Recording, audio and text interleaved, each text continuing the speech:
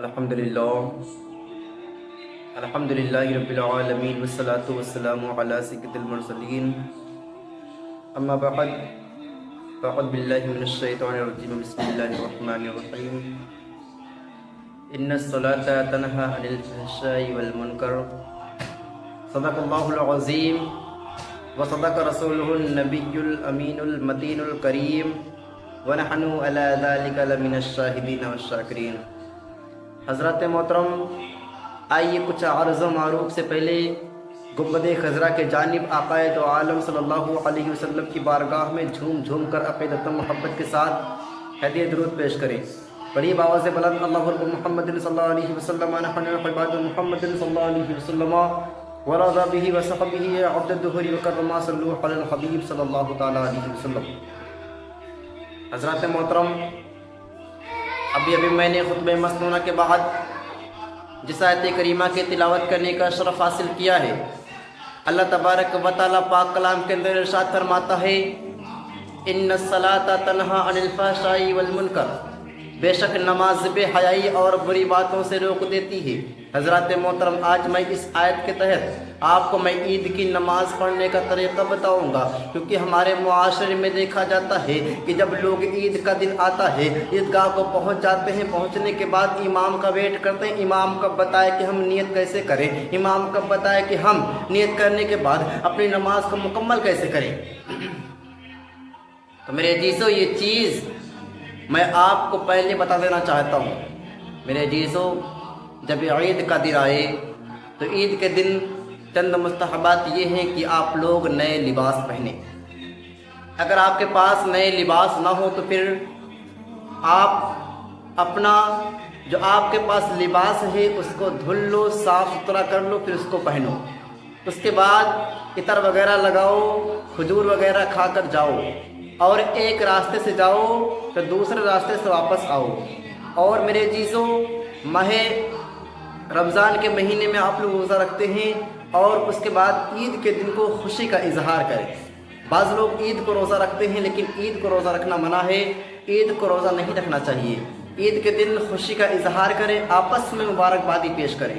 تو میرے عزیزوں، اب آپ کو بتا دوں کہ عید کی نماز کیسے ادا کریں گے۔ اب آپ اگر امام کے پیچھے ہیں، ٹھیک ہے، تو امام آپ کو ایک بار وہاں بتائے گا تو ایک بار میں کسی کو زبانی یاد اتنی جلدی نہیں ہو پائے گا۔ میرے عزیزو، جب عید کی نماز کے لیے مصلی پر کھڑے ہو تو نیت یوں کرو، نیت کہ میں نے 2 رکعت نماز عید الفطر مع زائد 6 تکبیروں کے واسطے اللہ تعالیٰ کے پیچھے اس امام کے منہ میرا کعبہ شریف کی طرف اللہ اکبر۔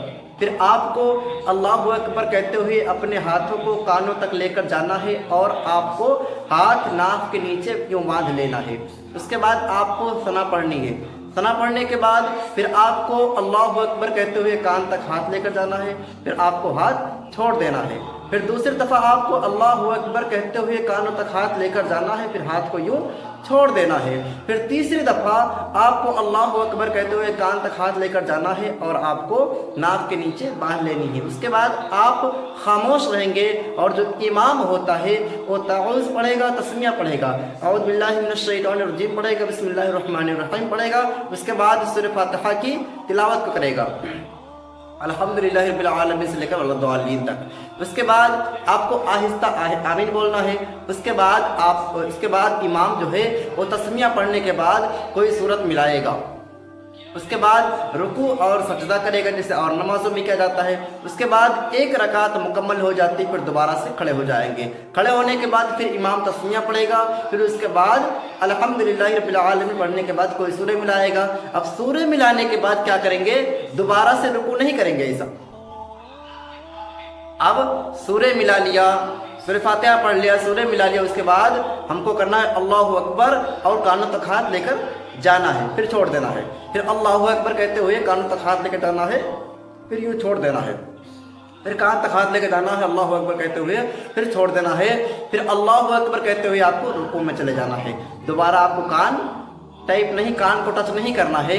اس کے بعد اور نمازوں کی طرح اپنی نماز کو مکمل کر لیں گے۔ اور میرے عزیزوں، آپ کو بتا دوں میں آسانی کے تحت آپ کو ہو جائے، تاکہ دیکھو پہلی بار کریں گے اللہ اکبر، نیت باندھیں گے، सना पढ़ लेंगे। उसके बाद आप 2 बार करेंगे अल्लाहु अकबर, छोड़ देना है, अल्लाहु अकबर, छोड़ देना है। फिर तीसरी बार जब करेंगे तो दोबारा नियत बांध लेना है। उसके बाद आपको खामोश रहना, इमाम जो होगा वो सूरह फातिहा पढ़ेगा और दीगर सूरों को मिलाएगा। उसके बाद 1 रकात मुकम्मल करेगा, दोबारा से खड़ा होगा। खड़ा होने के बाद क्या करेगा, पहले अल्हम्द शरीफ पढ़ेगा, उसके बाद कोई सूरह मिलाएगा। फिर आपको 3 दफ़ा अल्लाहु अकबर, अल्लाहु अकबर, अल्लाहु अकबर कहना है। उसके बाद आपको चौथे दफ़ा में अल्लाहु अकबर कहकर रुकू में चले जाना है। फिर और नमाज को जैसे मुकम्मल करते हैं 2 रकात, वैसे ही इस नमाज को मुकम्मल कर लेना है। उसके बाद इमाम ईद उल फित्र की नमाज के बाद इमाम खुतबा देगा।